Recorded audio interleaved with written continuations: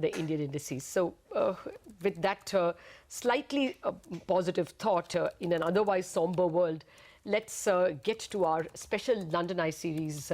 CNBC TV 18's Uday Mukherjee caught up with Prashant Kothari of Pictet Asset Management on the two big global cues that we have to watch out for this week. The Brexit referendum actually is a little next week, 23rd June, and the Fed meet, of course, which is on 14th and 15th. Obviously, the emerging markets were rallying at the time India rallied, and also there was more confidence in India after the budget was presented, because there is a lot of skepticism going into the budget as to how the government will kind of meet their fiscal targets and as well as keep up the investment spending which they started last year.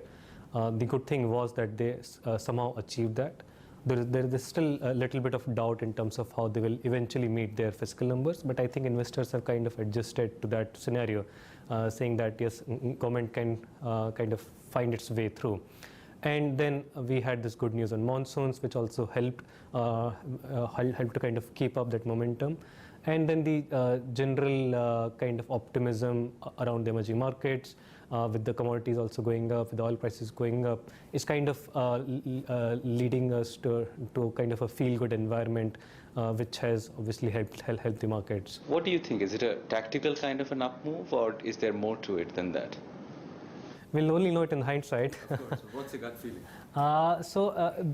There is obviously a fundamental change, right? I mean, when we talk of things like budget, when we talk of things like monsoon, there's obviously some fundamental improvement out there, but the rest of it could be quite tactical.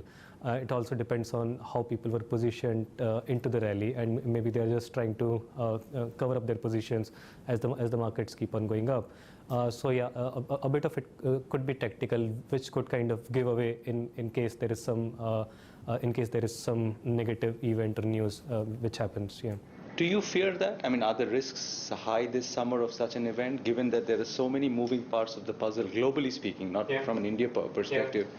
Do you think we are still vulnerable to those kind of tactical risks? I think we are. I mean, we might be domestically dependent economy and all that, but we can't deny the fact that the markets are still globally linked, and they are more driven by the foreign money going in and out of the country, and by the sentiment of these foreign investors.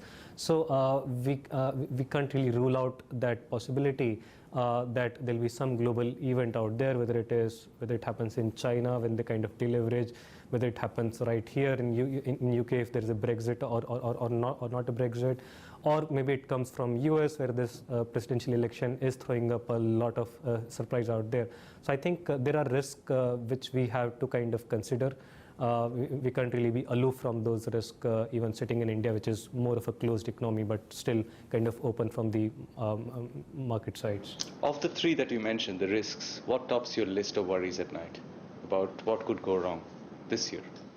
In the short term, it is Brexit, because it's so soon. In the medium... It's not in the price, right? A Brexit?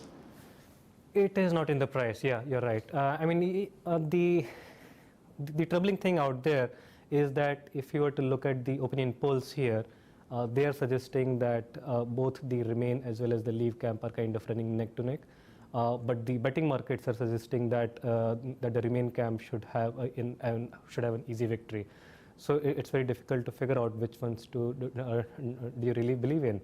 And obviously, the risk that Britain exits the EU and what would be the implications after that are fairly unknown and unpredictable as to what would be those implications. Would there be big slide in the currency market? Would the economy really go for a toss, or would it not? Maybe it will just continue to kind of chug along. So I think it's just the unpredictability of it which kind of makes me nervous, and then its kind of impact on the global markets, and therefore coming to the Indian shores, which is, I would say it is an unlikely event as of now, but still the impact could be high. What about the other two, between China and the US? So China is a kind of a long-term macro issue out there, that the leverage in that economy is quite high, and which needs to get corrected at some point of time. And whenever it does, then there will be a shock to the global economy. I don't know when it really manifests itself. The US presidential election, again, it's a very tough one to call out which way it would go. But yeah, it is certainly a risk in the next kind of 9 months when that event really happens. And yeah, you will see impact not just on kind of Indian exporters who are out there making their incomes in US, but also in terms of how the investors view the world thereafter in terms of what would be the economic repercussions of that election really are. So the kind of inflows that we see on a week-to-week basis in India, I mean the FII inflow number, since March, April, I mean we've had several billions of dollars coming in. Those would be what, ETF kind of money? I mean that kind of money which flows in and out because of near-term moves? So it is a mix of things. One is obviously the ETF kind of money. Second is there's this continuous reallocation happening even within the GEM funds or even within the global funds. So what we are seeing is that funds are increasingly getting warmer to this story, even as a long-term bet, and therefore the allocation towards India are increasing. And the other part is the sovereign wealth fund money. For which there is no hard data in terms of how much they invest, how much they take out. But obviously with the oil prices going up, they have more money to invest again. And maybe what you're seeing in the last few months is kind of an outcome of that. Okay, that's the feedback coming in right from where all the action is in London, and the Brexit